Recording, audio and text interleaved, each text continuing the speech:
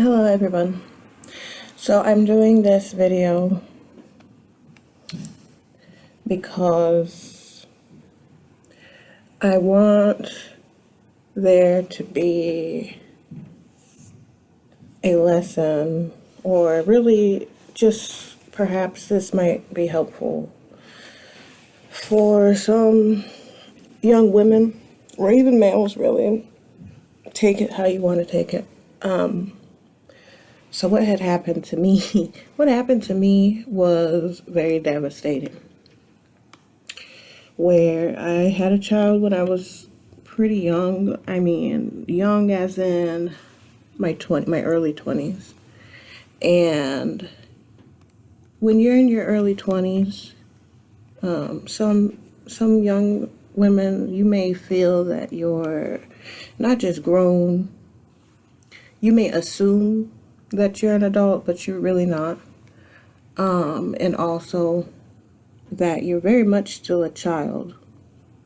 You could be 50 years old and you could still be a child. It comes with maturity. But anyways, in my experience, I had a daughter. I was about 22 when I had her, give or take, 22, 23. My daughter now is 7 years old. I haven't seen my child in over 3 years. Currently, she stays with abusers, and one of which is her biological father. Her biological father was an abusive to me, and how this even happened to where someone abusive could exploit me like that, well, it just comes with life and really how I was raised. I was raised basically in a violent, hostile environment all the time. I come from, you could say, relatives of means. They're bigwigs. They're connected politically. Their peers and colleagues are people in low and high places, but who have money. And I was the whistleblower in my family, so that put me in a very dangerous predicament. Because I was so honest and so transparent and really just aware of, you could say, injustices, even coming from my relatives, coming from the home, that basically enabled my relatives, and by relatives I mean both biological parents as well as their children, which would be my siblings. I come from a mixed family, so a lot of intermarriage siblings or half siblings, so on and so forth. But long story short, because I grew up in such a hostile environment, but in the public eye, we were seen as, people of a certain class, even though we're people of color. We lived in neighborhoods, cul-de-sacs and 3-story homes, pool in the backyard, hot tub in the backyard, big basketball courts, tennis courts, like the black Brady Bunch, if you will, but mixed because, I myself am mixed. But that's neither here nor there. The point that I'm trying to make is that because I was groomed to be loyal to and to protect the image of abusive people that I'm related to, it led me into, you could say, a pathology that was very patriarchal. It was patriarchal, meaning that we religiously have a perception or perspective that men are superior to us as females. And whether we vocalize this or verbalize it, we honestly believe that, because that's the dynamic that we live under. We live under a dynamic where women are, or rather females, are somewhat in a child's position. And in some instances, children have more status than the females do. So male children are far superior to the mother. Same applies for the siblings. If you have siblings, your male siblings are like the king, basically. And as a female, you're subordinate. Now, whether you can conceptualize that or not, that's basically how we're groomed to be. So even if, let's say, like for me, how I was very outspoken, and it got me into a lot of trouble for speaking up about this, like the double standards and stuff. Regardless of my insight, it did not prevent and it didn't protect me from being physically and sexually assaulted. It didn't protect me to a degree that would have prevented what had happened to me, and what had happened to me basically as a result of growing up in a hostile, patriarchal, subordinate, or you could say second class state of being, or no class state of being, even within an aspect of status. That when I was phased out of not just my roots, but when I was phased out of the system, or phased as a ward of the state, if you will, basically I was like an alienated child. After leaving one abusive family structure dynamic, I went to another one. And then as a result of that, because of this culture, the household culture of patriarchy being king, it led me down a path that, as a result, as a consequence of that grooming and of that abuse, I had a child. Oftentimes I would hear other adults, even other children, who would be like, "You speak so proper, you're very articulate, you're very intelligent." But just because you're articulate or just because you're intelligent doesn't mean that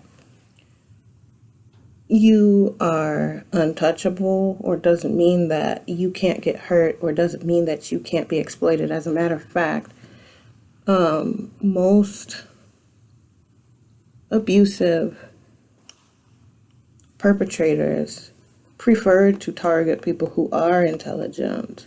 It's a challenge, it's a game, it's exciting to have a victim that is intelligent or has status or has whatever. I think that's done because they see something within their targets that either they're envious of, and if they're not envious of it, they want to control it, or they want to take it out. They want to snuff it out. They want to be able to control it, or to be able to be the narrator or the master of it. Anyways, so what happened to me? I was young. I was out in the streets, but you could say basically homeless. But because I was fairly attractive and very young, this made it, I guess you could say, I pathologized. I never understood my situation as being homeless, because I always had a place where I could technically go. But the places where I would go were never like so-called safe places. So being in the streets, or even being in the institutions, because I went through foster homes, I went through group homes, I was locked up a lot. I got locked up a lot in my teen years all the way to my adult years. Basically, I was institutionalized after leaving the patriarchal religious family dynamic and structure, even though I don't like to call them family, but for the sake of being able to explain my experience in the hopes that it may help someone else. Basically phased out of the system, young, 17, 18. You become faced with the real world, quote unquote, in the streets, out in the world. You're going to come across, hopefully you don't, but basically for me, I came across a lot of hustlers, a lot of pimps, traffickers, handlers, a lot of crazy people, a lot of manipulative people. I met a lot of different people who you could say are dangerous, but you know, it is what it is. Because I couldn't really go back to my relatives because they were just too toxic. I mean, but then again, even in the streets, it's toxic. Anywhere you go is going to be toxic. But long story short, I had left California. California is very, very well known for their prostitution, stuff like that, their hustler world, their underground world. And basically I was not just on the run from traffickers. I was on the run from jail. I was on the run from the counties. I was on the run from the sheriff's department. I was on the run from everyone because really, honestly, the way I felt and the way my mind worked, now mind you, I was still had the mentality of, you could say, a handmaiden or someone. Basically, I was male identified, yes, to a degree. But basically, I worshipped men. As much as I may have despised them, I understood that they had access to certain things, and if I wanted them, that's who I had to align myself with. Now, when I made it back into the state of Minnesota, I was basically on my own. My biological mother, honestly, I let bygones be bygones. I don't mess with her.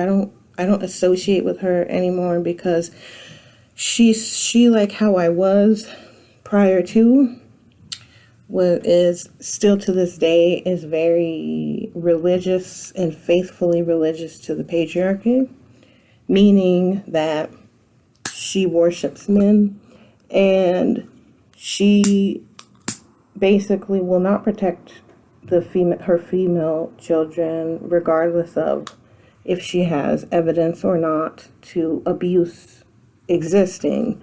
And in this case, whereas her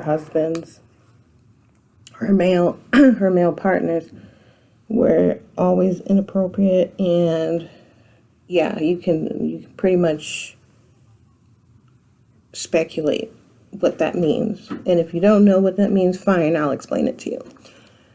What happens when you have a male who you're married to or you're in a relationship with, and then you have children? And it doesn't matter if it's male or female children, it's still wrong in both dynamics. But basically, it's an extended family. Here's a new male that this is not your father, and he's being inappropriate to your children. We call that pedophilia. That's what we call it here in this world. You can also just call it sexual assault. It's not incestuous because they're not blood relatives. That's the difference. Anyways, she would side with her male partners over me and basically would abandon me.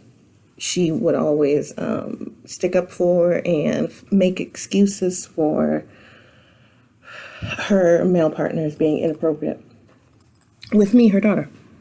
So basically what I did was I took it to the streets because where else was I going to go? I didn't trust the institutions. I mean, I was phased out of it. I had already experienced firsthand how just insidious it all was. So I took my chances to the streets. In the streets, I eventually came across, not even came across, more like I was like hunted down, more like this dude. This dude didn't speak English. I needed a place to stay, and for the most part, I was like, fine, sure, whatever. Because where else was I going to go? I didn't know much about the world, not enough. I didn't know you could go to a shelter and stuff like that, even though I had been to several of them. I just really didn't. I didn't trust the system. I didn't trust the system. I didn't trust the institutions. I didn't have real family members who would have protected me or kept me safe anyways. So, I mean, to me, danger was like my first language anyways. I was so used to it. I was so used to dysfunction that it really wasn't anything. You could say I was under a trance or really just out of touch. Long story short, I went with this perfectly strange dude. I lived with him, and I got pregnant. Did I want to be pregnant? No. Did I like having sex with him? No. Would I call it rape? Yes. But long story short, by the time that I had my daughter, it was like as if I had a new mind, like I thought differently. And unfortunately, it didn't save my daughter. I couldn't save my daughter the way I needed to, but I tried my best. By that I mean that I moved out from being with dude because I was sick of him. He was disgusting to me. And I just got tired of him trying to keep on having access to my body. I was like, I'm too beautiful. I'm too smart. I don't have to put up with this. So I thought. So I worked. I would work anywhere from 2 to 3 jobs. I had gotten a car. I just basically worked my tail off as best as I could. I couldn't really get anything on my own, and by that I mean, like as far as like property or a home, to purchase a home, because I didn't have credit. I was young, 22, 23. I didn't know anything about credit. Nobody taught me anything. So basically I was codependent. And I was codependent because my grooming from home, the dynamic, the structure that I come from, basically the abuse grooms you. It shapes you to be codependent. It's hard to think critically when you don't know how to think critically, or it's difficult to express something or to articulate something that you don't understand the concept of. I didn't have the vocabulary of patriarchy back when I was 22. I didn't know anything about that.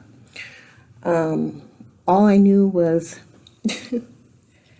this dude was disgusting. I didn't really know where else really to go. I was tired of the whole being someone's property. I was tired of that. So when I had my daughter, like I said, I basically a veil, like you could say it was a veil, was ripped off my eyes. And I had no choice but to work. That's how I felt. That's how I seen it. And I did, all the while so-called co-parenting with her biological father. During this whole time where I was getting on my feet, getting stable, and doing pretty good for the most part. All while he hates me. He hates me. He hated the fact that, first of all, that I got away and had the nerve to stand up for myself and be like, no, you're not going to continue raping me. And not just that, but I could do better than what you're providing me. And I did. I mean, as far as equity and all that, I was doing better than him. And that pretty much pissed him off, but I didn't know. I thought somewhere in my mindset that, oh, well, I can just continue working, taking care of my child. I'll see her when I see her. Because, when you work, when you're employed, you don't have as much time with your children anyways. So I kind of accepted that as my normal way of living. Unfortunately, that didn't last long because he was pulling the strings, getting me fired from my jobs. They found out about my records out in California. Out in California, I had a charge for prostitution, whatever. And see, my mindset back then was I was more in a guilt and shame. Like, to me, the abuse that I went through was my own fault. That's the way I felt about it. Because, I don't know, that's just the way that we are groomed to think. We're not groomed to see life in the perspective or the aspect of, that you're a victim, you're vulnerable. We don't think like that. We think like it is what it is. It's just another day. But anyways, these chaotic situations and scenarios kept occurring, like after losing my jobs, then my car, while I was on the 61, which is one of the highway, freeway, or whatever, on my way to a new job that I had just gotten. My car, all of a sudden, the engine just burst into flames. Now, back then, I didn't know. I just thought, oh my God, something's wrong with the car. You fast forward to today, I know somebody did something to my car to make it burst into flames. I don't know what they did, but I know it had something to do with my daughter's biological father doing something. That or my relatives. One of the two, if not both. I was robbed in the alley of where I stayed. I had an apartment basically that my daughter's biological father had co-signed for because, again, I didn't have credit. I didn't have any previous rental history, so I needed someone to basically ensure that I could get this apartment for housing, whatever. And like I said, I was robbed in the alley, and then another unfortunate event, besides for the car basically catching fire, losing jobs, and then I was assaulted in my home where I was sexually assaulted in my apartment. I ended up having an accident where I was pushed off of a train and both of my wrists were shattered. As a result of that, I ended up being brought to a hospital, and I remained in that hospital for several months. I eventually eloped from that hospital due to the mistreatment that was going on there, such as them drugging me and really just treating me inhumanely. So as a result of that, being disrespected and mistreated, having all of my rights violated, such rights like a right to food, a right to have access to the phone, usage of the phone, and being denied to bathe myself, things like that, and then drugging, just imposing upon my rights and my voice.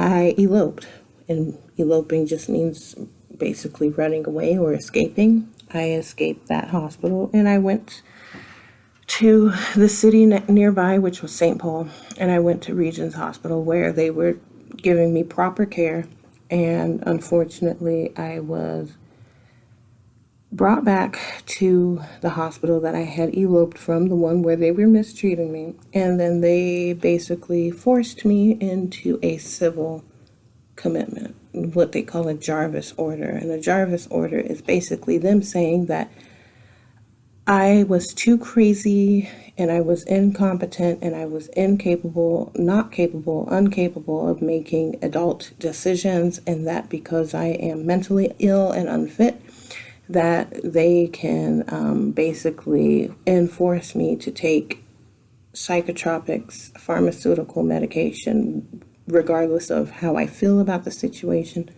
And if I do not take what they are enforcing me to take, then they can keep me basically detained in the hospital and or basically call it a violation. So eventually I was released from that hospital. I basically had to play along, get along.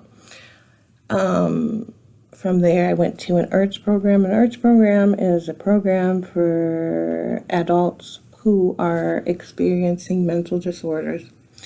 And then besides for me getting stability with my mental issues, I basically had to still heal and recover from both my wrist being shattered.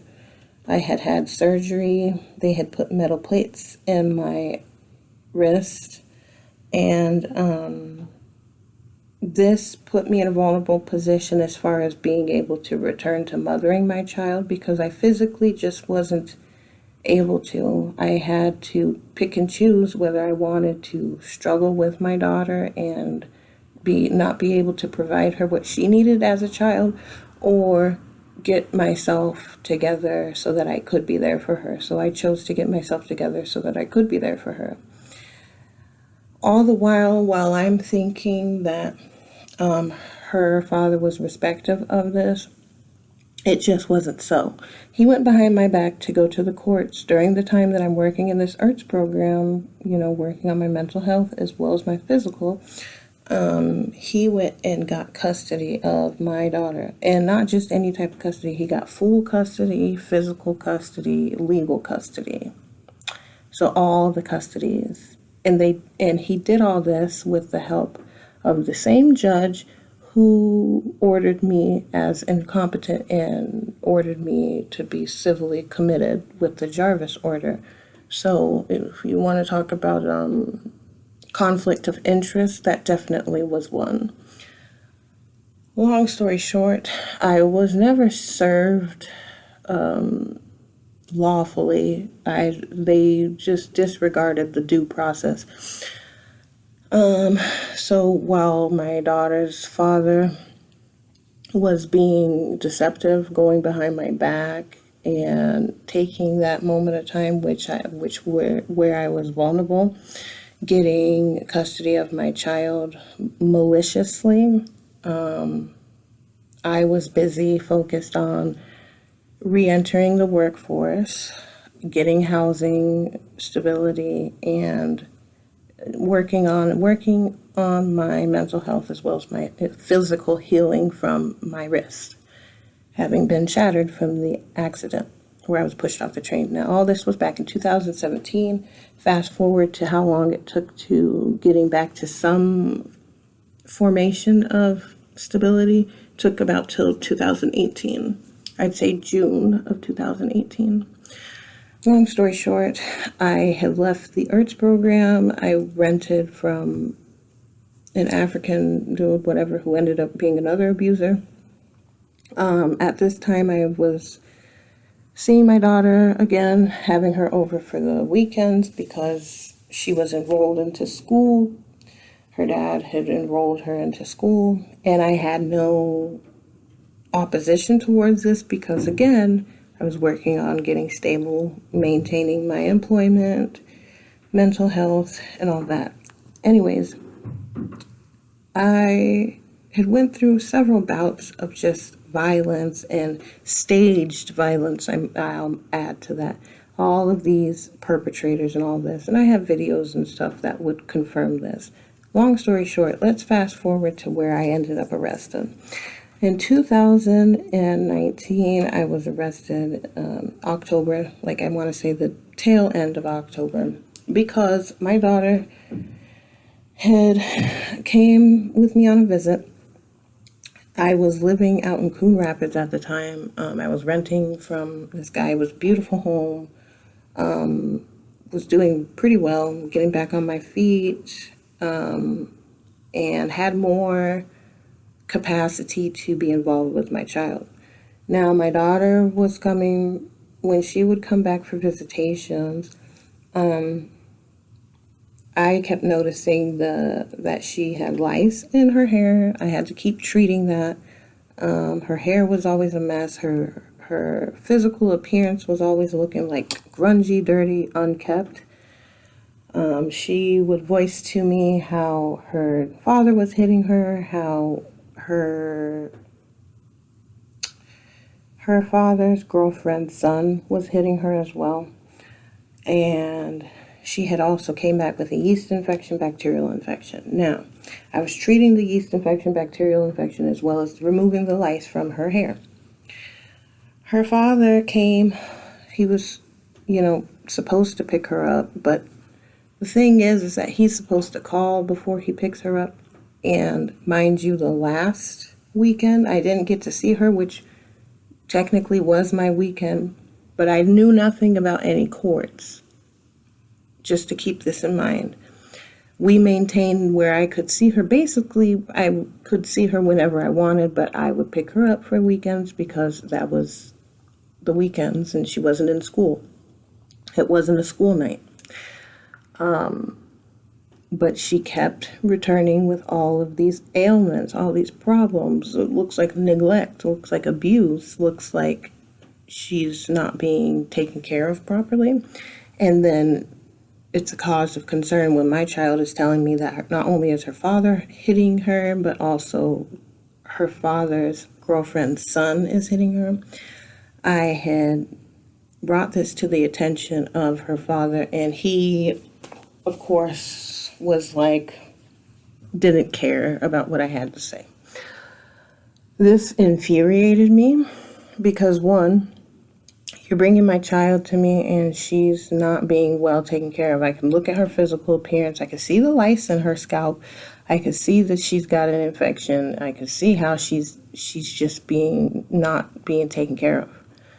So that's one. For two, when my child's with you, she should be getting the treatment that is needed. You should be taking her. Like, I shouldn't have to parent you on how to parent our child.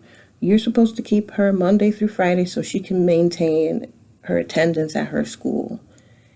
So then he shows up on a Sunday morning, which that was unusual because he usually never comes in the morning. He usually comes in afternoons. And besides the point, you're supposed to give us a forewarning or call in advance if that's what you're going to do. You don't just show up when you want to show up.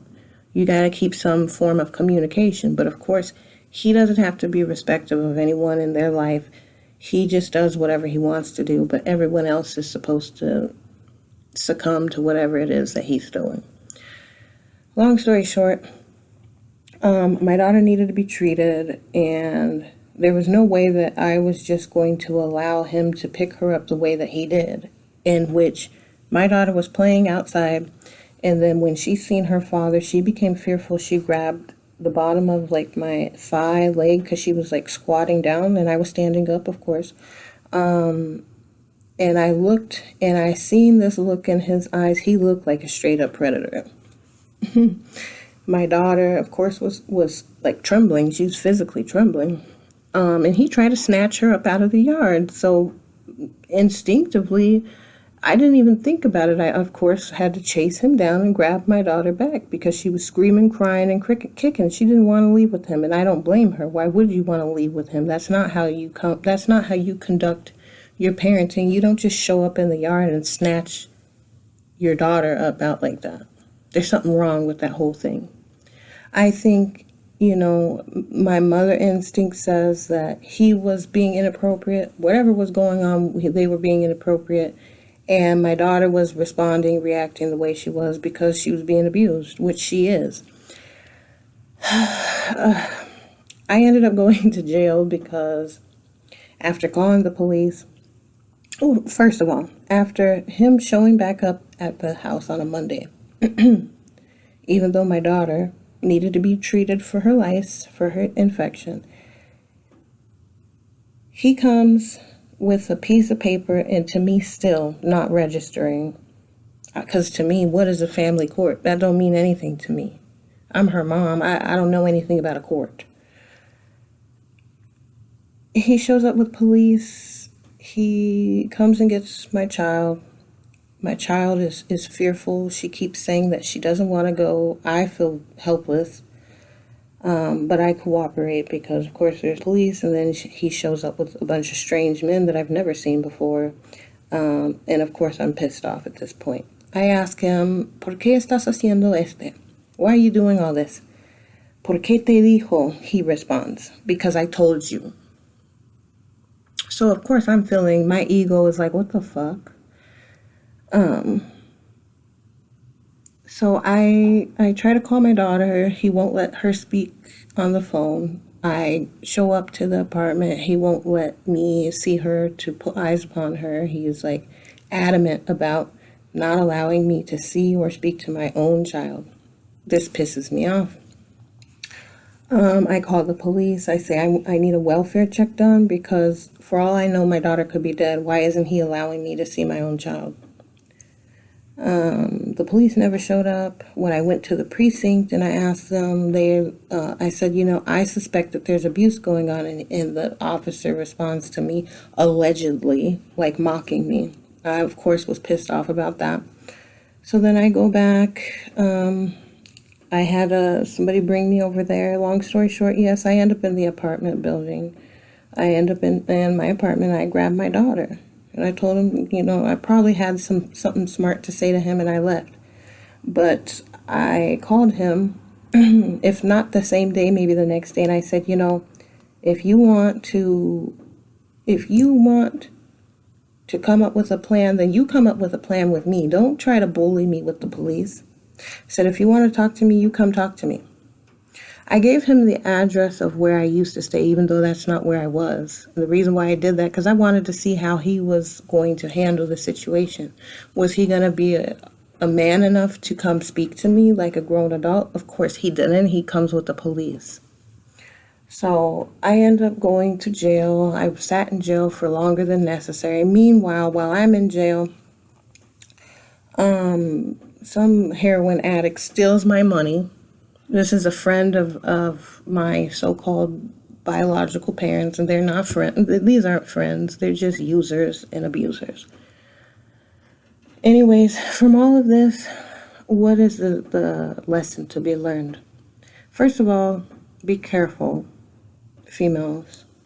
Be careful. Having a child is not a game. It's not a game. If you're going to have a child, be willing to... you're going to have to, in some circumstance or another, get custody of your child and put a restraining order on these ones. Like, if they're not willing to take care of their children, if they're not taking care of you and your children, then don't even bother trying to negotiate with them. Don't be like me to where, like, I can't see my own child because I didn't know anything about the system. I didn't know anything about custody. I didn't know anything about that. I knew nothing about family courts. I knew nothing about it. I didn't care about it because to me it meant nothing. But they will. They will definitely arrest you if you try to protect your child. If he has custody, that what is going on now also, be careful for you so-called divesting. Be careful, because just because this is a person of another race doesn't mean that it can't happen to you. I don't want it to happen to you. I don't want it to I wouldn't wish this on anyone. My daughter deserves to be protected. She's a beautiful girl. I worry about her all the time. But essentially, don't think that it's a game or think that somebody won't do it. And definitely don't feel sorry for these fucking loser-ass males. The reason why I say that is because put it to this perspective, especially if you're a brown female, if you're a woman of color. If you're young, you're already vulnerable. If you don't have people looking out for you, you're very vulnerable. Those types of situations where women of color are treated like they're less than or like they don't have enough class or protection, there's no fucking protections in place. Something like that could happen to where someone who is from a whole different country, doesn't speak no damn English, can come to the United States and impregnate someone like you. And here you are thinking, fine, I'll just have this child. Or for whatever reasons, if you were to keep your child, whatever your reasons are, you better make sure, first of all, that you got something in place. Even if you want to give your child up for adoption or something, like, don't have a child just for your child to go through abuse. Like, especially if you yourself went through abuse, why would you allow your child to go through that? If he's not married to you, you shouldn't even be having kids in the first place. And this baby mama, baby daddy bullshit. Keep in mind, like, for me, the father of my daughter, he abandoned 2 children in Mexico just to come over here and have a child that he can't even protect himself. He just wants to keep away from the mother, me, so that he can punish me for leaving him. Just learn something from this. And the thing that you can take away from this is, especially if you have children, protect your babies. Your children don't deserve that. Do what you can. Don't try to be nice to these losers out here, because they'll take advantage of them. I used to feel sorry for, like, immigrants and stuff, like, oh, how dare the United States be like illegal immigration. Fuck that. You asked me today, I said you can deport all their asses, because they will use you in a second. I kept my daughter. I don't know what made me keep her to give birth to her. I have no idea. Other than guilt, maybe. I felt like guilt in religion and how I was raised. But I'm a good mom. I was a great mother. I miss my child. I wouldn't wish this on my worst enemy. But if there's anything you can take away from this, is don't underestimate the power that you have. And don't for 1 second think that these people out here care about you, because most of them do not. They take advantage of that. Trafficking, children are being trafficked. Human trafficking is very real. Especially if you're a female of color, there's really not that much, if any, protections in place for you. Don't put yourself in a situation, or don't allow yourself to be put in a situation. Get help, call for help, whatever. Don't be quiet just because someone tells you to be quiet, and whatever. Speak up for yourself. Get yourself to safety. If I could do things over, I would have left his ass on child support where the hell it belonged, instead of trying to be nice, like, oh, fine, whatever, I basically had gotten to the point with him, because he wasn't helping anyways. I had to work my ass off for my baby. And I was to the point where it's like, man, if he ain't gonna do what a man needs to do, then I'll do it myself. Don't do that. Keep their ass on child support. Don't let no dude try and guilt trip you off child support. If their asses are grown enough to impregnate you, they're grown enough to take care of that baby. Okay? Anyways.